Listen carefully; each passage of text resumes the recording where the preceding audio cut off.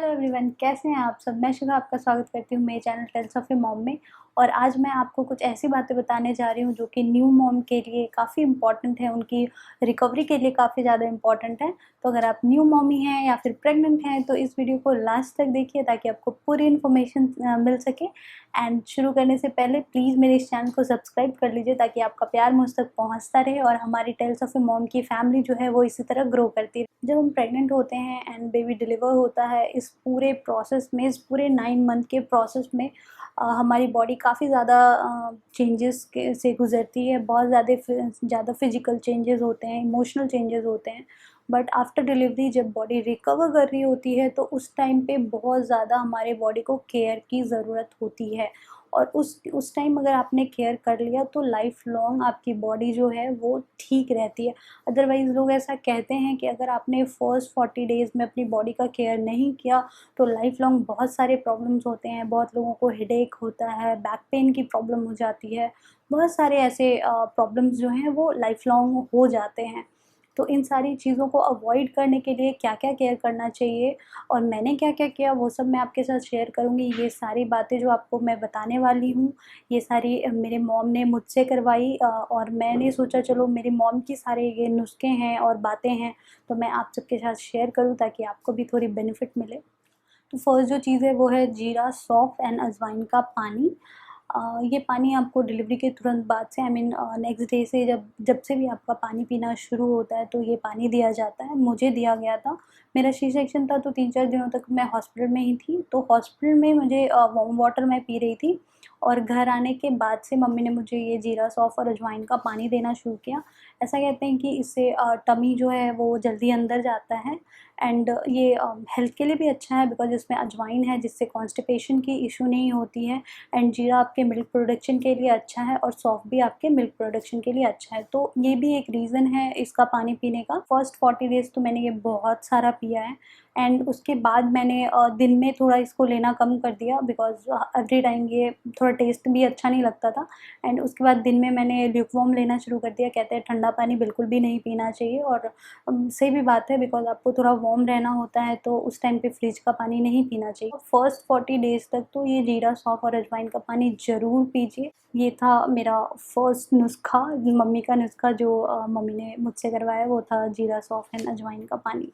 दूसरी जो चीज़ है वो है body massage, head to to.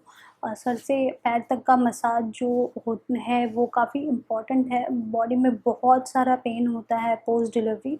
Normal delivery का तो मुझे नहीं पता, आई थिंक उसमें 1 वीक के अंदर ही मसाज अलाउड कर देते होंगे। बट मेरा सी सेक्शन था तो मुझे मसाज करना अलाउड नहीं था, बट स्टिल आप हाथ और पैर में लगा सकते हैं। तो मेरी मम्मी मुझे हाथ और पैरों में मसाज करती थी ऑयल लगा के। कोई भी ऑयल आप यूज़ कर सकते हैं। और जब मैंने सोचा कि अब मालिश वाली आंटी को बुला के पूरी बॉडी का अच्छे से मसाज करवाऊँगी, तब तक लॉकडाउन हो गया और मैं वो नहीं करवा पाई एंड मैं उस चीज़ को बहुत मिस कर रही हूँ। करती हूँ कि मतलब लाइक वो होना चाहिए बॉडी में, पूरी पूरी बॉडी का मसाज होना चाहिए। बिकॉज़ अभी भी मुझे कभी-कभी पेन होता है, अपने पैरों में पेन होता है, कभी-कभी बैक में पेन होता है। तो वो सारी चीज़ों के लिए मसाज करना बहुत ही इम्पोर्टेंट है। जनरली तो मसाज वाली आंटी आती है और बहुत सारा मसाज होता है बॉडी में, बट मेरे साथ तो ऐसा हुआ कि लॉकडाउन हो गया तो नहीं हो पाया। बट अगर आपकी डिलीवरी अभी होनी है या हुई है तो अब ऐसी कोई इश्यू नहीं है। तो आप प्लीज़ आपके घर में जो भी अवेलेबल हो, आपकी मॉम, आपकी मदर इन लॉ या फिर कोई रिलेटिव कोई और या फिर मालिश वाली आंटी, तो आप मसाज ज़रूर करवाइए उनसे। मसाज बहुत ही इम्पॉर्टेंट है। थर्ड जो चीज़ है वो है फुल कपड़े पहनना एंड सर और पैर को ढक के रखना। आई मीन सॉक्स पहनना एंड सर में आप स्कार्फ या कैप कुछ तो लगाने चाहिए। ऐसा कहते हैं कि अगर आपने सर ढक के नहीं रखा है तो बाद में जाके जो है हेडेक की प्रॉब्लम बहुत ज़्यादा हो जाती है। और फुल कपड़े पहनने चाहिए बिकॉज़ बॉडी बहुत ज़्यादा वीक होती है। हल्का-सा वेदर चेंज आपकी बॉडी पे इफ़ेक्ट कर सकता है, इसलिए फुल कपड़े पहनने चाहिए, एक एक्स्ट्रा लेयर लगा के रखने चाहिए। ऑल्दो मेरा जब डिलीवरी हुआ था तो सी सेक्शन था तो कुछ ज़्यादा ही गर्मी लग रही थी मुझे। उस टाइम पे, बट फिर भी मैंने कोशिश करा कि जितने दिन हो सके मैं ये सारी चीज़ें फ़ॉलो करूँ। 40 डेज़ मैं नहीं कर पाई बिकॉज़ गर्मी आ गई थी एंड मैं नहीं कर पाई वो चीज़। बट मैं आपको सजेस्ट करूँगी कि आप ये चीज़ ज़रूर कीजिए। नेक्स्ट जो चीज़ है वो है ईट लाइट एंड हेल्दी। ये बहुत ही इम्पॉर्टेंट है कि आप हेल्दी खाना खाएँ बिकॉज़ बॉडी को रिकवर होने के लिए बहुत सारे न्यूट्रिशन की ज़रूरत है और सारे न्यूट्रिशंस आपको अच्छे खाने, आई मीन हेल्दी खाने से ही मिलने वाले हैं। तो ऐसा खाना खाइए जो हेल्दी हो, जल्दी डाइजेस्ट होने वाला हो, तो वैसा खाना खाइए। मेरे लिए घर पे फर्स्ट 40 डेज़ का जो मेन्यू था वो था दलिया, खिचड़ी, दाल, हल्का-सा राइस और पपीते, कच्चे पपीते की सब्ज़ी, घिए की सब्ज़ी, ये सारी चीज़ें जो हैं, ओट्स, ये सारी चीज़ें थी मेरे फर्स्ट 40 डेज़ के डाइट में। और हर 2 घंटे में मेरी मम्मी मुझे कुछ ना कुछ खाने को, हेल्दी खाने को देती थी। वैसे घर में बहुत सारे रूल्स होते हैं कि फर्स्ट 40 डेज़ आपको क्या खिलाया जाए, नहीं खिलाया जाए। तो उस टाइम पे आप ये मत सोचिए कि अरे ये खाना मैं कैसे खाऊँ, नहीं खा सकता, ये तो इतना सादा-सादा सब कुछ है, बिना मसाले वाले खाने हैं। तो उस टाइम पे आपके बॉडी को उसी चीज़ की रिक्वायरमेंट है, इसलिए आपको वैसे खाने दिए जा रहे हैं। तो आप वो खाना खाइए और जल्दी-जल्दी रिकवर हो जाइए। नेक्स्ट जो पॉइंट है वो है कीप योरसेल्फ एक्टिव। एक्टिव रहने का ये मतलब नहीं कि कहीं दौड़ लगाना है या फिर कुछ एक्स्ट्रा कुछ काम करना है।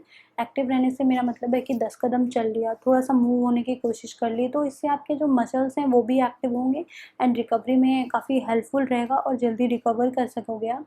आई नो बहुत मुश्किल होता है, सी सेक्शन में तो ऐसा मेरे साथ था कि मैं खुद से उठ भी नहीं पाती थी। मुझे मेरे हस्बैंड या फिर मेरे मॉम की का सपोर्ट लेना पड़ता था उठने के लिए। बट फिर भी मैं जब उठती थी, खाना खाती थी, उसके बाद मैं 10 कदम ट्राई करती थी कि चल लूँ। किसी के सपोर्ट से ही, किसी को पकड़ के ही चल लूँ, बट चलती थी 10 कदम, तब जाके मैं फिर से बेड पे जाती थी। तो एवरी टाइम आपको बेड पे ही बस लेटे-लेटे नहीं रहना है, बीमार-सा भी फ़ील होता है जबकि आप बीमार नहीं हो। तो ट्राई करें कि हल्का-सा मूव कर सकें ताकि आपकी रिकवरी में थोड़ी हेल्प हो सके। अब मुझे ऐसा लगता है कि मैं बहुत जल्दी रिकवर हो गई। मैंने सुना है कि बहुत टाइम लगता है सी सेक्शन में रिकवर होने के लिए, बट मुझे ऐसा फ़ील होता है कि मैं बहुत जल्दी रिकवर हो गई।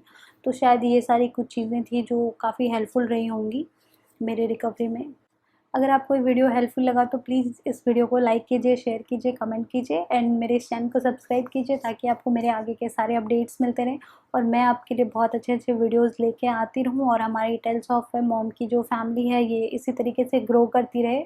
आप मुझे इंस्टाग्राम पे भी फॉलो कर सकते हैं, मेरा इंस्टाग्राम हैंडल है टेल्स ऑफ ए मॉम। तो मिलते हैं अगले वीडियो में जहाँ मैं आपके लिए कुछ और हेल्पफुल बातें लेकर आऊँगी।